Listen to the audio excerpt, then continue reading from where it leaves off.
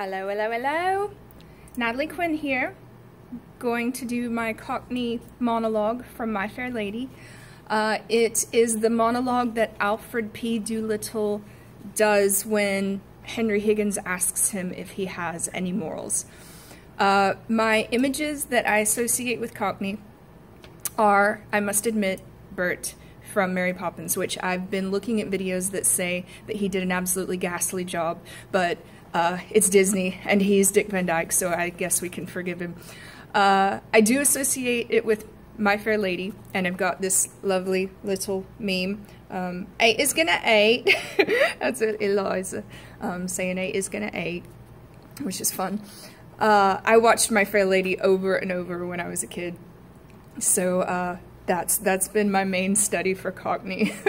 So you can count that if you wish, other than the last 2 weeks, which I don't think is nearly enough time to master Cockney. So, but of course her father is a good example of Cockney as well, and he continues to be so throughout the film. So I think the posture for Cockney is a little more hunkered down than RP. I like to think RP is kind of, you know, very, very upstanding. The nose is up, and that's just an image that I find in my mind. But you know, in RP, the sounds are very close to the front of the mouth, so that everything is quite accentuated. And then in Cockney, it's kind of far back. A lot of the times, we don't even use our tongue at all. So, so many sounds are dropped, the T and the G, and the H and the L. Bottle, which we use our tongue twice in, bottle, those sounds are completely dropped, so you have bottle. Bottle's a great word. That's my favorite Cockney word, bottle. Okay, so the musicality I don't think is quite as pretty as RP.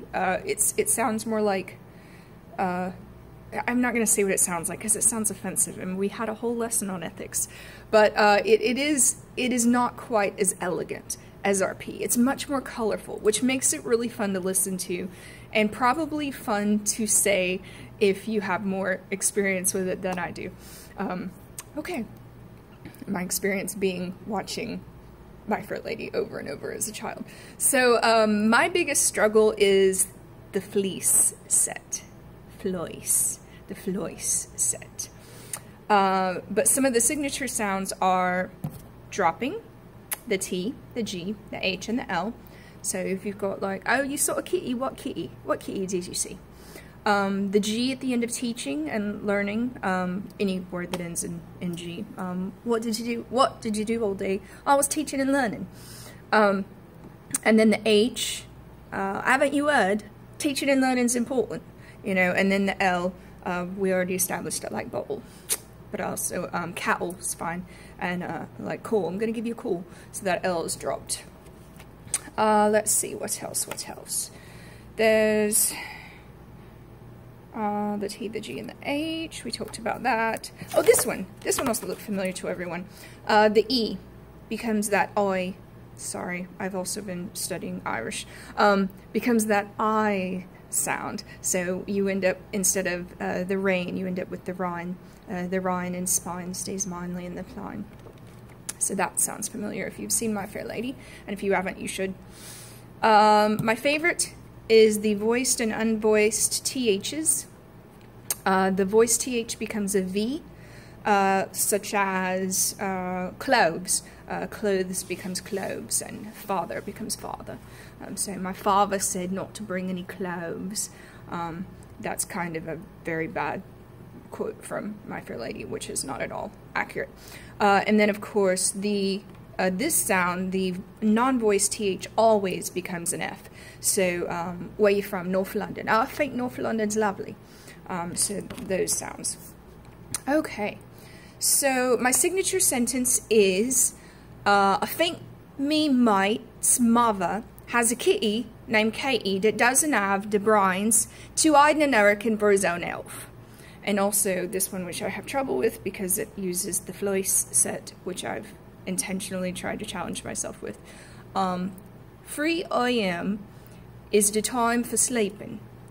Believe you me. Don't wake me up before toy time. Toy time, that's really hard. toy time. So I think me mate's mother has a kitty named Katie that doesn't have the brains to hide an American, but his own elf. That one's a little better. So I'll say that one again. Okay, and then that takes me to my monologue, which is from My Fair Lady, and that is the monologue with Alfred P. Doolittle, which is somehow moved into a strange place on my scary desk. I'll let you see my scary desk. Yep, scary desk. Got some things, got some ramen. Alright, let's see if you are going to show yourself. No, you're not, of course, because I've done a good job so far. Okay, actually it's in our book. Let me just grab my book. Okay, thank you for your patience. This book, which I've kept my nose in for 100 years. Well, at least for the whole week. And done nothing but study. Sorry for the delay.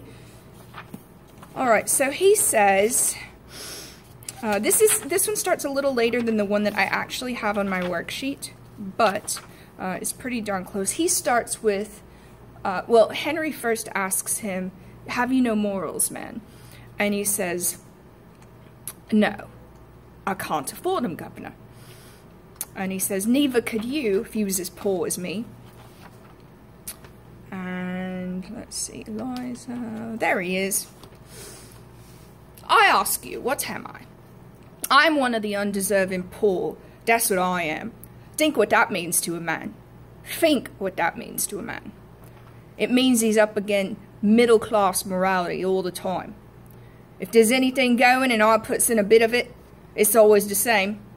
You're undeserving, so you can't have it. But my needs is as great as the most deserving widow that ever got money out of 6 different charities in 1 week for the death of the same husband. I don't need less than a deserving man, I need more. I don't eat less hearty than him, and I drink a lot more. Alright, so that is my monologue, and I'm sorry that it just disappeared from my desk. So this is actually the 3rd time I've recorded my Cockney video, so I'm hoping it is acceptable. And I hope everyone has a wonderful evening and night and week and all of the above. Okay, bye-bye.